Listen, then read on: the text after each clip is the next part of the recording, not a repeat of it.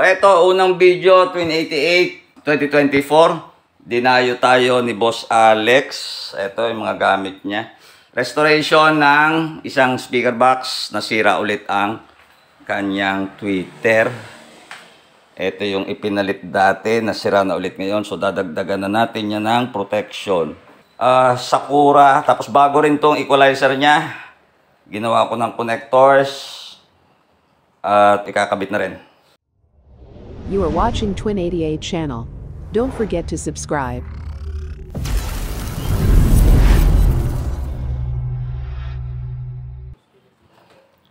So bago ko buuin, ito may mga marks siya, hindi po yan foam, styro.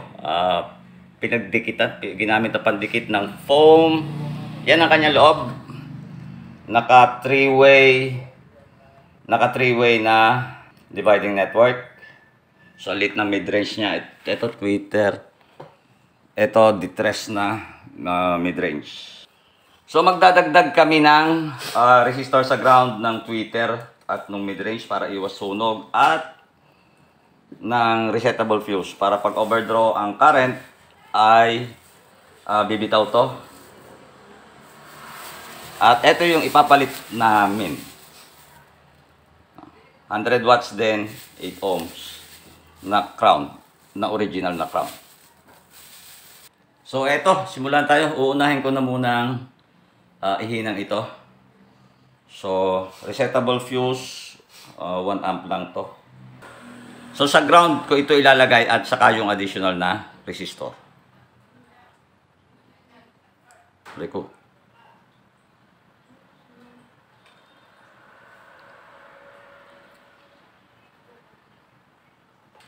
At ang ginamit naming resistor is 5 watts 10 ohms.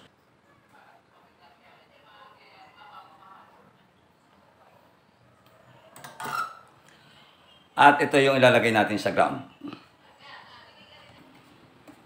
Positive, mapapansin nyo wala tayong nakalagay na capacitor kasi may dividing network na sa loob.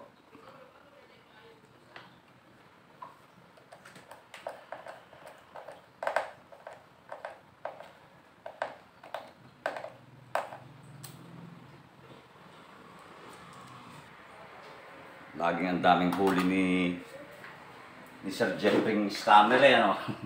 Napapasa mo gayon? Laging huli. O libase matagal na, kilala na mga walang niya. Yung pinagkakantuhan ng una na ano, in-scam ng 35,000. Kahit sa speaker eh, walang binigay.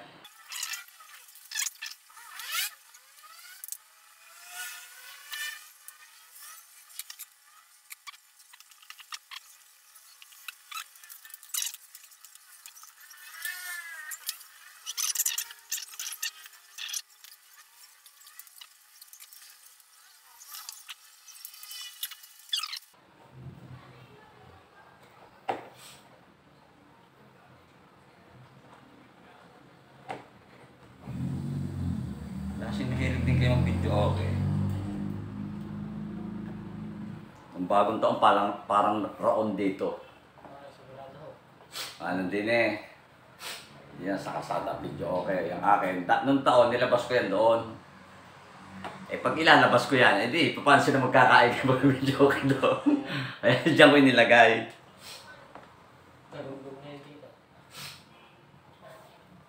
Una ulit. Napalitan na namin. Ngayon, tetestingin natin. Play lang ng... At naikabit na rin ang EQ ni Boss. Pogi, oh.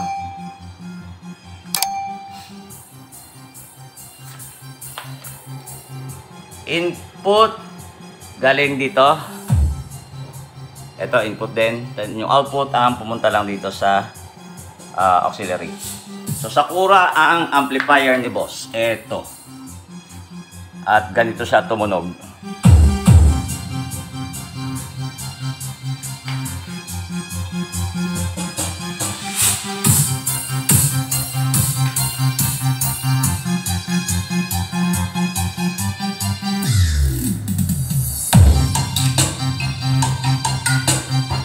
Sa loob mo naman ito ginagamit yan, no?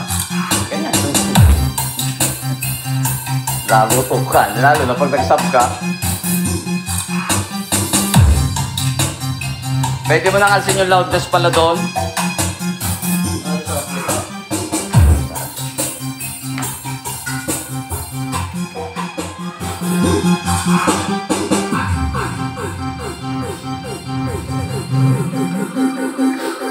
Ito todo.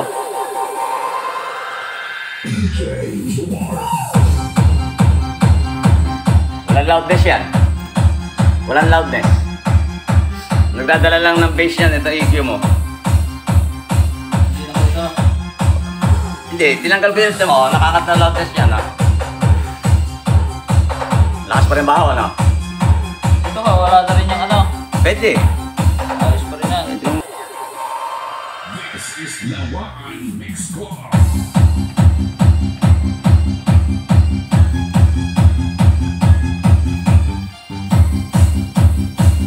So, hindi itong gumagana.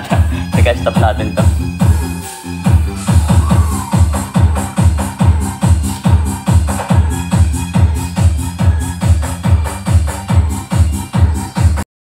So, yan mga boss. Nadala na ni Boss Alex ang kanyang setup ulit sa bahay. Siguro by this time nandun na sila.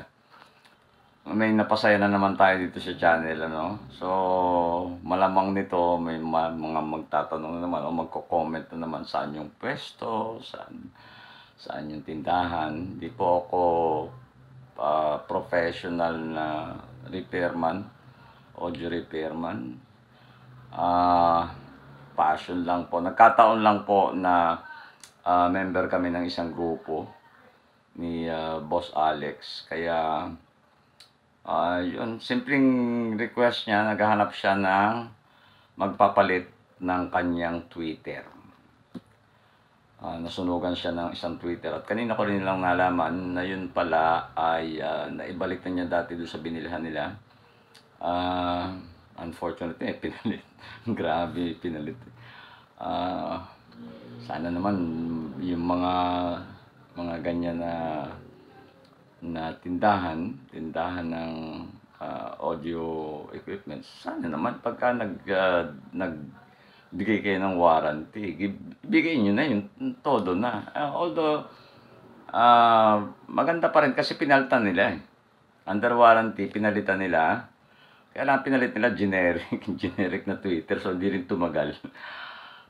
Kanina, yan, napanood nyo naman sa video, nagdagdag na ako. Sabi ko nga, total, twice na siya nasunugan ng Twitter. So, nung tinignan ko yung value ng resistor, 4 ohms lang yung current limiter niya doon sa kanyang Twitter. So, ang ginawa ko, nag-add ako ng additional 10 ohms. So, hindi naman yun ganun kalaki yung mababawas sa tunog. At sa soundcheck naman nakita nyo na okay pa rin. Ayos na ayos pa rin yung Twitter niya. At natutuwa lang ako, no, dahil si Boss Alex kanina pipilit na ako, bigyan niya ako ng para daw sa abala, sabi niya. Sabi ko no, hindi kasali sa ating usapan ang may bayaran, may babayaran. Ang sabi ko, dalhin mo dito at gagawin ko. And yun ang ginawa ko. So, naglagay din nga pala ako doon ng resettable fuse. Yung nakita nyo na kulay dilaw. That's 1 ampere na resettable fuse. Yun yung pagka umiinit. And na-reach yung limit niya na ang current draw na is around 1 ampere na. So, magda-drop yun o bibitaw siya. So, protected yung ating additional protection doon sa ating Twitter. Yung iba kasi bulb ang ginagamit eh. No? Okay din yun. So, subukan nyo. Pero kasi, pagka malimit ako masunugan, nag-a-add ako ng resettable fuse. So, alam ko naman, pag tumutunog, tapos bigla nawala yung Twitter. Tapos, after few minutes, bumalik ulit ako. So, na-overcurrent yung ating Twitter. So, anyway, Happy New Year! Hindi na ako nakagawa ng video ng New Year. Dapat magla-live ako. Kaya lang maaga dumili mga ating paningin. Buti na lang. At nagising ako ng 11:30. So Happy New Year sa lahat. At abangan nyo. Madami pa rin tayong i-upload ngayon. Marami pa rin tayong isi-share ngayong 2024. At sana mas marami akong mabigyan ng additional information regarding sound system. So be safe mga boss!